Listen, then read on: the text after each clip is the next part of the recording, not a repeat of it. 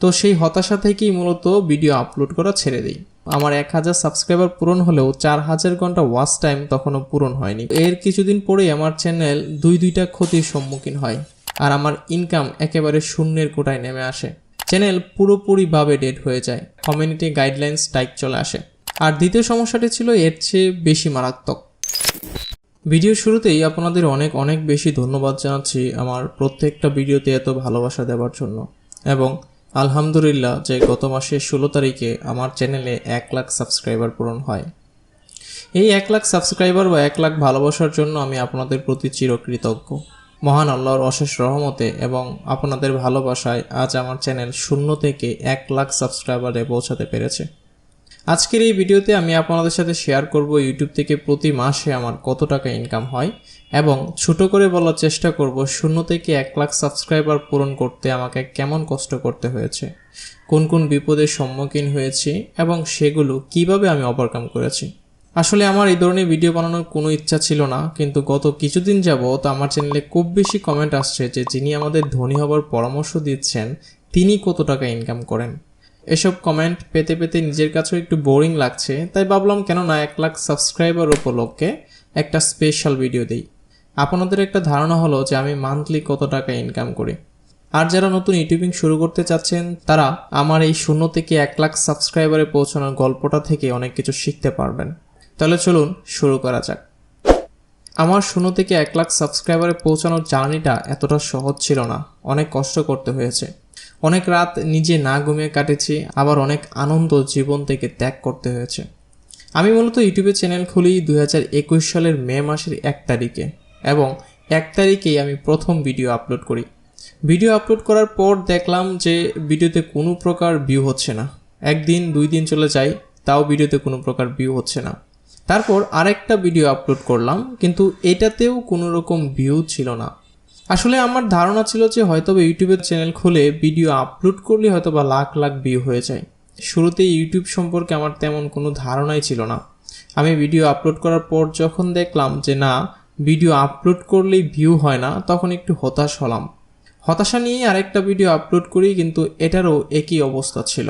এভাবে 3টা video upload করার পর যখন দেখলাম যে কোনো ভিউ নাই, তখন নিজে নিজে চিন্তা করলাম যে আরে ভাই, এত কষ্ট করে ভিডিও বানাচ্ছি তারপরেও ভিউ হচ্ছে না কেন। তো সেই হতাশা থেকেই মূলত ভিডিও আপলোড করা ছেড়ে দিই। এর ঠিক 5 মাস পর আমি জানতে পারলাম যে আমার একটা বন্ধুর চ্যানেল মনিটাইজ হয়েছে, অথচ ও আমার 2 মাস পর ইউটিউব চ্যানেল খুলেছিল। তখন আমি ওর সাথে যোগাযোগ করি এবং এই বিষয়টা নিয়ে কথা বললাম। ও আমাকে বলল যে ওর চ্যানেলেরও নাকি একই অবস্থা ছিল। প্রথম দিকে ভিডিও আপলোড করলে কোনো প্রকার ভিউ আসতো না, কিন্তু ধীরে ধীরে ভিডিও আপলোড করতে করতে হঠাৎ একটা ভিডিওতে নাকি প্রচুর ভিউ চলে আসে, এবং সেই ভিডিও থেকেই অন্যান্য ভিডিওগুলোতেও ভিউ আসতে থাকে। তখন মনে মনে ভাবলাম আরে ভাই, ও যদি পারে তাহলে আমি কেন পারবো না। সেই মোটিভেশন থেকেই আমি আবার নতুন করে ভিডিও আপলোড করা শুরু করি। একটানা ভিডিও আপলোড করতে থাকি, এক এক করে 15টার মতো ভিডিও আপলোড করে ফেলি, কিন্তু সেগুলোতেও তেমন কোনো ভিউ পাচ্ছিলাম না। 2টা 4টা 5টা ভিউ হতো। তারপর 17 নম্বর ভিডিওটা আপলোডের পরেই আমার পরীক্ষা শুরু হয়। এই ভিডিওটা আপলোড করার পরেই মূলত আমার কপাল খুলে যায়। মূলত 17 নম্বর ভিডিওটা আপলোড করি আমি অক্টোবরের 20 তারিখে, আর 21 তারিখ থেকে আমার পরীক্ষা শুরু হয়। পরীক্ষা চলার কারণে চ্যানেলে ভিডিও দিতে পারছিলাম না। একটানা 7 দিন আমার পরীক্ষা চলে। তো 30 তারিখের দিকে পরীক্ষার মাঝখানে একটা গ্যাপ ছিল। তখন আমি আমার চ্যানেলে ঢুকে দেখি যে লাস্ট যে 17 নম্বর ভিডিওটা আপলোড করেছি সেটার মধ্যে 300 ভিউ চলে আসছে। এটা দেখে তো আমি মহাখুশি, আমার ভিডিওতে 300 ভিউ হয়েছে। তখনও আমি কোনো প্রকার ভিডিও দিতে পারছিলাম না। এর 14 দিন পর এই ভিডিওটায় 1K ভিউ চলে আসে। তারপর এক টানে ওই ভিডিওটা 5 দিনের মধ্যে 17K ভিউ হয়, এবং ভিডিওটা টোটালি ভাইরাল হয়ে যায়। এটা দেখে একটা ভরসা পাই, আর সেই ভরসা থেকেই আমি আরও নতুন 2টা ভিডিও আপলোড করি। এই 2টা ভিডিওতেও ভালো ভিউ আসতে থাকে। 3টা ভিডিও একসাথে মিলে তখন ভাইরাল হয়।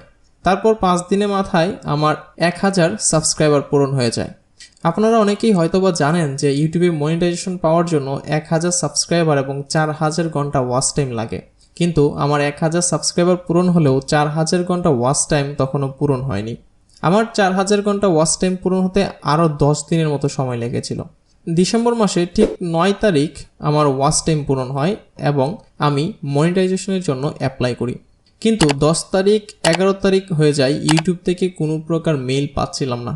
বারবার চ্যানেলটা দেখছিলাম যে কি হলো, খুব চিন্তা হচ্ছিল বিষয়টা নিয়ে, কারণ আমার যে বন্ধুটা মনিটাইজেশন পেয়েছিল ও রাত 11টার দিকে আবেদন করেছিল, সকাল 10টার মধ্যে ওর মনিটাইজেশনটা অন হয়ে যায়। ওর প্রায় 12 ঘন্টারও কম সময় লেগেছিল, কিন্তু আমার 3 দিন হয়ে যায় তাও মেইল আসছিল না। মোটামুটিভাবে একটু চিন্তা ছিলাম যে মনিটাইজেশন পাবো কি না, এত দেরি হচ্ছে কেন। অবশেষে 13 তারিখে সন্ধ্যা 6টায় ওয়াইফাই অন করার সাথে সাথে একটা মেইল আসে। মেইলটা মূলত ছিল ইউটিউব থেকে। মেইলটা দেখার পর আমি ভেতরে ঢুকে দেখি যে ইউটিউব থেকে বলা হচ্ছে কংগ্রাচুলেশন। এই কংগ্রাচুলেশন লেখাটা দেখি আমি মূলত লাফ দিয়ে উঠি এবং ইউটিউব থেকে বলা হয় যে আমার চ্যানেলটা ইউটিউব পার্টনার পলিসিতে এলিজেবল হয়েছে। তখন আনন্দটা অনেক বেশি ছিল, আসলে সেই আনন্দটা বলে বোঝানোর মতো নয়। নিজের কাছেই খুব ভালো লাগছিল যে খুবই অল্প সময়ের মধ্যে আমার চ্যানেলটা মনিটাইজেশন পেয়ে গেছে। অনেকেই 1 বছর 2 বছর কাজ করার পরেও মনিটাইজেশন পায় না। তো 3-4 ঘন্টা পর আমি আমার চ্যানেলের সবগুলো ভিডিওতে মনিটাইজেশন অন করে দেই, মানে ভিডিওতে অ্যাড লাগিয়ে দিই। এরপর আমার ইনকাম শুরু হয়।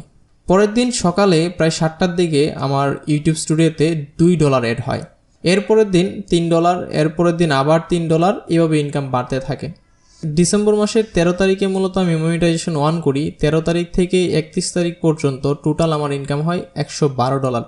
গুগল আমার এই ডলারটা মূলত পরের মাসের 21 তারিখে পাঠায়, আর সেই টাকাটা আমার হাতে আসতে সময় নেয় আরও কয়েকদিন। 29 তারিখের দিকে টাকাটা আমার ব্যাঙ্ক অ্যাকাউন্টে এসে অ্যাড হয়। আমার জীবনের প্রথম ইউটিউব থেকে ইনকাম ছিল 9,300 টাকা। যখন 29 তারিখে আমি 9,300 টাকা হাতে পেলাম, তখন আনন্দটা ছিল অন্যরকম। আসলে এই আনন্দটাও অনেক বেশি ছিল। যাই হোক, এরপর থেকে মূলত আমি রেগুলার ভিডিও আপলোড করতে থাকি এবং আমার প্রত্যেকটা ভিডিও মোটামুটিভাবে ভালো ভিউ আসতে থাকে। কিন্তু এর কিছুদিন পরেই আমার চ্যানেল দুইটা ক্ষতির সম্মুখীন হয়, আর আমার ইনকাম একেবারে শূন্যের কোটায় নেমে আসে। চ্যানেল পুরোপুরিভাবে ডেড হয়ে যায়। কি করব বুঝে উঠতে পারছিলাম না। আমার চ্যানেলের প্রথম যে সমস্যাটি হয় সেটা হচ্ছে একটা ভিডিও নিয়ে। আমি একটা ভিডিও দিয়েছিলাম যে কিভাবে ঘরে বসে বিটকয়েন আয় করা যায় সেই বিষয়ে। এই ভিডিওটা দেওয়ার সাথে সাথে আমার চ্যানেলে একটা কমিউনিটি গাইডলাইন্স টাইপ চলে আসে। আমি ভিডিওটা আপলোড করার সাথে সাথেই একটা মেইল আসে এবং সেখানে বলা হয় কমিউনিটি গাইডলাইন্স ব্রেক করার জন্য আমার চ্যানেলে একটা স্ট্রাইক দেওয়া হয়েছে।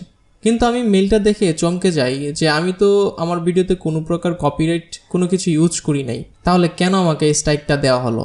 তখন আমি মেইলটা পড়ে দেখি যে মেইলে বলা হচ্ছে, তার আগে আপনাদের বলে নেই যে আমি বিটকয়েনের যে ভিডিওটা আপলোড করেছিলাম সেখানে মূলত আমি দেখিয়েছিলাম যে বিভিন্ন ওয়েবসাইট থেকে ছোট ছোট কাজ করে কিভাবে বিটকয়েন ইনকাম করা যায়। ওই ভিডিওতে আমি না বুঝে ডেসক্রিপশন বক্সে একটা ওয়েবসাইটের লিঙ্ক শেয়ার করি, কিন্তু ইউটিউবে এই ধরনের ওয়েবসাইটের লিঙ্ক শেয়ার করা সম্পূর্ণ নিষিদ্ধ ছিল, সেটা আমি জানতাম না। তো ইউটিউব মূলত আমাকে মেইল করে এটাই বলে যে আপনি যে ওয়েবসাইটের লিঙ্কটা শেয়ার করেছেন সেটা আমাদের কমিউনিটি গাইডলাইন্সের রুলসকে ব্রেক করে, তাই আপনার চ্যানেলে একটা স্ট্রাইক দেওয়া হয়েছে। স্ট্রাইকটা খাওয়ার সাথে সাথেই আমার মাথা পুরোপুরিভাবে হ্যাং হয়ে যায়, কারণ আমি জানতাম যে কোনো একটা চ্যানেলে স্ট্রাইক আসলে সেই চ্যানেলের রিচ কমে যায় এবং ভিউ আগের থেকে অনেক কমতে থাকে। তখন সাথে সাথে আমি ওয়েবসাইটের লিঙ্কটা ডেসক্রিপশন বক্স থেকে ডিলিট করে দিই এবং ইউটিউবকে একটা মেইল পাঠাই, তারা যেন আমার স্ট্রাইকটা উঠিয়ে নেয়।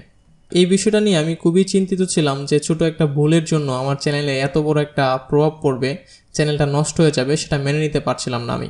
তখন ইউটিউবের বিভিন্ন ভিডিও দেখা শুরু করলাম যে আসলে কিভাবে স্ট্রাইকগুলো উঠানো যায় এবং আদৌ এই স্ট্রাইকগুলো উঠবে কিনা। অনেকেই বলেছিল যে স্ট্রাইকগুলো রিমুভ করা যায় না, কিন্তু আল্লাহর রহমতে 7 দিনের মধ্যে ইউটিউব আমার চ্যানেলের স্ট্রাইকটা উঠিয়ে নেয় এবং আমার চ্যানেলটা আগের মতো ফ্রেশ হয়ে যায়। এই ছিল আমার চ্যানেলের প্রথম সমস্যা। আর দ্বিতীয় সমস্যাটি ছিল এর চেয়ে বেশি মারাত্মক। যখন আমার চ্যানেলের রিচ খুব ভালো ছিল এবং আমার আর্নিং খুবই ভালো হচ্ছিল, তখন আমার 3য় বর্ষের ফাইনাল এক্সাম শুরু হয়। তার সাথে 2য় বর্ষেরও কিছু এক্সাম ছিল। সেপ্টেম্বর মাস থেকে নভেম্বর মাস পর্যন্ত টানা 3 মাস আমার পরীক্ষা চলে। ওই সময়ে পরীক্ষাগুলো আমার লাইফের জন্য খুব ইম্পর্ট্যান্ট ছিল। তখন আমি টোটালি আমার চ্যানেলের কাজ বন্ধ করে দিই এবং পুরোপুরি ফোকাস পরীক্ষার উপর এবং পড়াশোনার মধ্যে দিই। এই 3 মাস আমি টোটাল বসে বসে আমার চ্যানেল থেকে ইনকাম পাই। 3 মাসের শেষের দিকে আমার চ্যানেল পুরোপুরিভাবে ডাউন হয়ে যায়। প্রতিদিন 1,500-র মতো ভিউ হতে থাকে, আর ডলারের ইনকাম একেবারেই শূন্যের কোটায় নেমে আসে। তখন আমি ভাবলাম হয়তোবা ভিডিও দেই না, তাই চ্যানেলের এই অবস্থা। ভিডিও দিলে হয়তোবা আবার সব কিছু ঠিক হয়ে যাবে। কিন্তু 3 মাস পরীক্ষা শেষ করে আমি যখন আবার নতুন করে আমার চ্যানেলে ভিডিও দেওয়া শুরু করি তখন ভিডিওতে আগের মতো ভিউ আসছিল না। ভিডিও আপলোড করলে যে জায়গায় আমার একদিনে 3K 5K ভিউ হতো সে জায়গায় 100 থেকে 300-র মতো ভিউ হচ্ছে। যত ভালোই ভিডিও দেই না কেন কোনোভাবেই আমি আমার চ্যানেলের ভিউ বাড়াতে পারছিলাম না। চ্যানেলটা টোটালি ডাউন হয়ে যায় এবং সাবস্ক্রাইবারগুলো টোটাল ডেড হয়ে যায়। যে জায়গায় আমি প্রতি মাসে 30,000 থেকে 40,000 টাকা ইনকাম করতাম সে জায়গায় আমার ইনকাম 2 মাসেও 10,000 টাকা হচ্ছে না বা $100 মতো হতো না। টানা 6 মাস ধরে আমার চ্যানেল ডেড অবস্থায় ছিল। আমি পুরোপুরি চেষ্টা করছিলাম আমার চ্যানেলটাকে আগের অবস্থায় ফিরিয়ে আনার জন্য, কিন্তু কোনো অবস্থাতেই চ্যানেলটা আগের মতো হচ্ছিল না। তখন পুরোপুরিভাবে আমি ভেঙে পড়ি। কোনো রকম টাকা না আসার কারণে অনেক অর্থনৈতিক সমস্যা আমার সৃষ্টি হয়। আমার চ্যানেল মনিটাইজ হওয়ার পর আমি টোটালি আমার চ্যানেলের উপর নির্ভর ছিলাম। যেহেতু সেই চ্যানেল থেকে টাকা আসছিল না তখন আমার অনেক অর্থনৈতিক সমস্যার সৃষ্টি হয় এবং টাকার জন্য অনেক কষ্ট করতে হয়। তারপর ইউটিউবে অনেকগুলো ভিডিও দেখলাম এবং অনেকেই বলল যে ডেড চ্যানেল নাকি আর উঠানো যায় না বা আগের মতো সচল হয় না। নতুন করে আবার চ্যানেল খোলার জন্য অনেকেই পরামর্শ দিল, কিন্তু আমি হাল না ছেড়ে দিয়ে ভিডিওর কন্টেন্ট এবং থাম্বনেলের উপর বেশি ফোকাস দেই এবং আগের থেকে অনেক ভালো ভিডিও বানানোর চেষ্টা করি। তারপর আবার নিয়মিত ভিডিও দিতে দিতে আল্লাহর রহমতে 1.5 মাসের মধ্যে আমার চ্যানেলটা নতুনভাবে আবার গ্রোথ শুরু হয়। নতুন একটা ভিডিও ভাইরাল হতে থাকে। ওই ভিডিওটা ভাইরাল হওয়ার পর আমি আরও ভালো ধরনের ভিডিও দিতে থাকি এবং সবগুলো ভিডিও মোটামুটিভাবে ভালো ভিউ আসে। গত 6 মাস এবং এই 1.5 মাসে আমাকে অনেক কষ্ট করতে হয়েছে। তার পাশাপাশি আল্লাহর রহমত ছিল আমার উপর, কারণ আমি জানি যে এই ধরনের ডেড চ্যানেল সহজেই উড়ে না। আল্লাহর রহমত ছাড়া হয়তো এটা সম্ভব ছিল না। আল্লাহ তাআলার রহমতে আবার আমার চ্যানেলটা আগের মতো এগিয়ে যাচ্ছে। এই গ্রোথ থেকেই আমার চ্যানেলটা একটানে 1 লাখ সাবস্ক্রাইবারে পৌঁছে যায় এবং বর্তমান অবস্থায় চলছে আলহামদুলিল্লাহ। তো এই ছিল মোটামুটিভাবে আমার চ্যানেল 0 থেকে 1 লাখ সাবস্ক্রাইবারে পৌঁছানোর গল্প। এবার চলুন দেখে নেওয়া যাক আমার মান্থলি ইনকাম কত হয়। এই ইনকামটা হচ্ছে আমার চ্যানেল যখন ডাউন হয়ে গিয়েছিল সেখান থেকে যখন আবার গ্রোথ শুরু হয় এর পরের মাসের ইনকাম। আর এই ইনকামটা হচ্ছে আমার চ্যানেল যে মাসে 1 লাখ সাবস্ক্রাইবার গেইন করেছে সেই মাসের ইনকাম। আলহামদুলিল্লাহ গত মাসে এবং আমার রানিং যে মাস চলতেছে এই মাসেও আমার ভালো টাকা ইনকাম হচ্ছে। এই সবগুলো ইনকাম আপনাদের দেখাতে পারছি না, কারণ ইউটিউবের কিছু রুলস আছে যে রুলসগুলো আমাকে মেনে চলতে হবে। আমি মূলত এই ইনকামগুলো দেখাচ্ছি যারা ইউটিউবে নতুন কাজ করতে চান তাদের জন্য, যেন তারা একটা মোটিভেশন পান যে ইউটিউবে কাজ করলে আপনার কেমন ইনকাম হতে পারে বা কেমন ইনকাম করতে পারবেন। সেই মোটিভেশন থেকে যেন আপনারা আমার মতোই কাজগুলো করতে পারেন। যারা মূলত নতুন ইউটিউবে কাজ করতে চান তাদেরকে 2টা বিষয় মাথায় রাখতে হবে। প্রথম বিষয়টি হচ্ছে আপনাকে ভালো থাম্বনেল ক্রিয়েট করতে হবে। আপনার সম্পূর্ণ ফোকাসটা ভিডিও বানানোর আগে আপনাকে থাম্বনেলের উপর দিতে হবে। আমি মনে করি প্রত্যেকের ভিডিও বানানোর আগে থাম্বনেলটা ক্রিয়েট করে নেওয়া উচিত, তারপর ভিডিও বানানো উচিত। দ্বিতীয় বিষয়টা হচ্ছে আপনাকে থাম্বনেলের সাথে মিল রেখে ভালো এবং ইউনিক কন্টেন্ট বানাতে হবে। যদি এই 2টা কাজ করতে পারেন তাহলে খুব সহজেই আপনারা যারা নতুন ইউটিউবে কাজ করতে চাচ্ছেন তারা খুব সহজেই গ্রোথ করতে পারবেন। যাই হোক, এতদিন আমার পরীক্ষা এবং শারীরিকভাবে অসুস্থ থাকার কারণে ভিডিও দিতে পারিনি। আলহামদুলিল্লাহ আল্লাহর অশেষ রহমতে আমি আবার সুস্থ হয়েছি। এখন চেষ্টা করব আপনাদের জন্য নিয়মিত ভালো ভিডিও নিয়ে আসার জন্য ইনশাআল্লাহ। দেখা হচ্ছে পরবর্তী ভিডিওতে। ততক্ষণ পর্যন্ত ভালো থাকুন, সুস্থ থাকুন আর আমাদের সাথেই থাকুন।